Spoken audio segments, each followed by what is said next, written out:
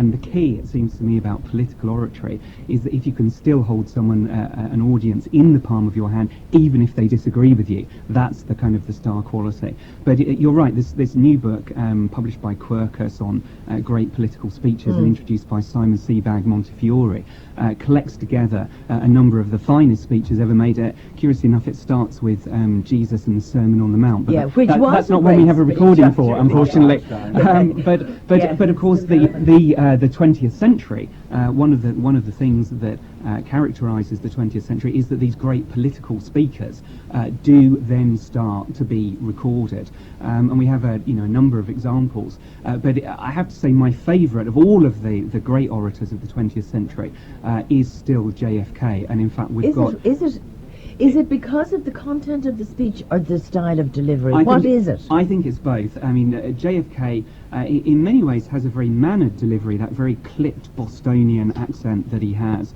But I think the key is the marrying of his glamour and his charisma with the speech writing skills of a man called Ted Sorensen.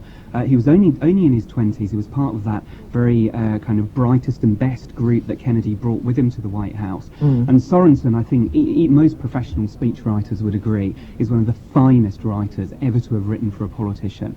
And what Sorensen managed to do is to get the kind of the cadences of Kennedy's voice, the way that he spoke, and then use that to create this kind of very fluent, very glamorous, very dynamic, very youthful way of delivering a message. And the result of that, the combination of those two, I still think is incredibly dynamic. Only a few generations have been granted the role of defending freedom in its hour of maximum danger. I do not shrink from this responsibility. I welcome it.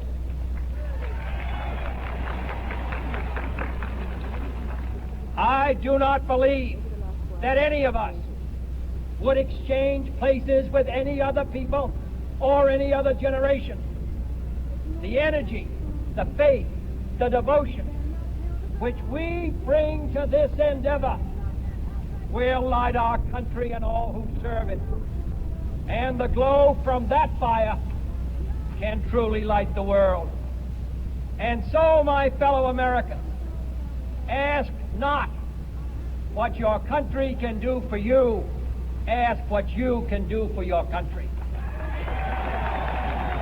You still think that's the best of the last century? Well, I just think in terms, if you look at all of Kennedy's oratory collectively, I still think that from a technical point of view, but also in many ways from an emotional one, that works incredibly well. And I think the context is important as well, that, America had just come out with the 50s, the Eisenhower presidency, which was seen as kind of a very kind of dowdy decade. Eisenhower himself wasn't a glamorous figure. Kennedy is the first president to have been born in the 20th century. So there's this wonderful sense of optimism surrounding this speech. He's the first Catholic to be president. And then, of course, for us, looking back on it, the fact that, this man elected with all that youth, all that dynamism, is cut off in his prime after the assassination in Dallas only adds to that mystique, I think. Right. By the way, I presume for Sorensen it must have been an absolute dream to have a guy who could deliver a speech like that.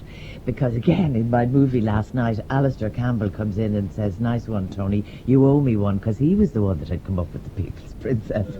Amazing how these things matter. Anyway, you want to contrast that with his brother. Yeah, it's.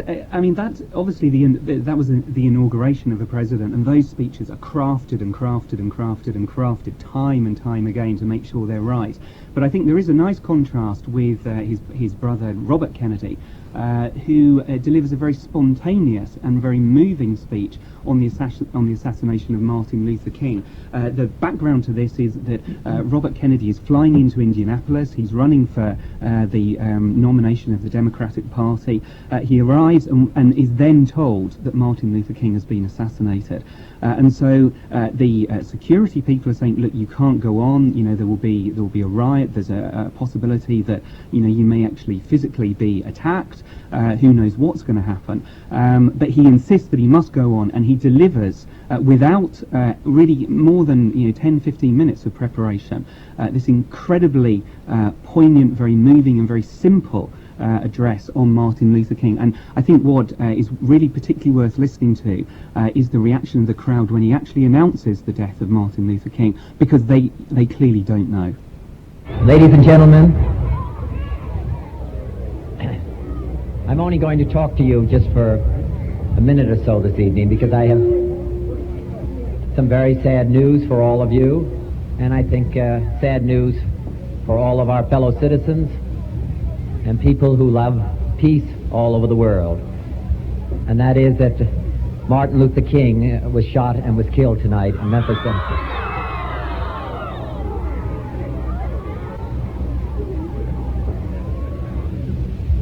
In this difficult day, in this difficult time for the United States, it's perhaps well to ask what kind of a nation we are and what direction we want to move in.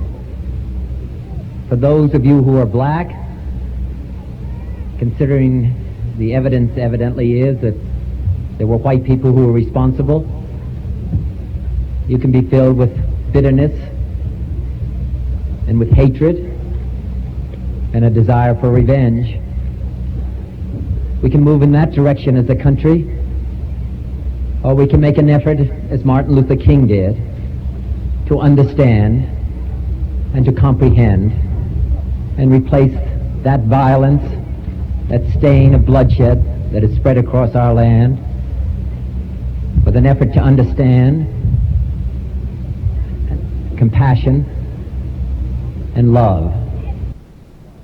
I never heard that before, actually. There's an incredible lyricism to it as well, and the fact that he says something like, the evidence evidently is, which kind of shows that it's not a crafted speech, but it doesn't take away from the sincerity and the power of that. And the way that he doesn't try to overstate it, he doesn't try to kind of take anything out of it, but also that his first instinct is to recognise that actually what needs to happen is for the country to pull together, and that's his first political instinct. Shows that he can't just deliver a fantastic speech, he's a politician to his core. There's a context to it as well, because of course 2 months later Kennedy himself is assassinated in June of that year, 1968, after having just won the California presidency, which would have locked up the nomination for the Democratic Party that year. Terribly tragic.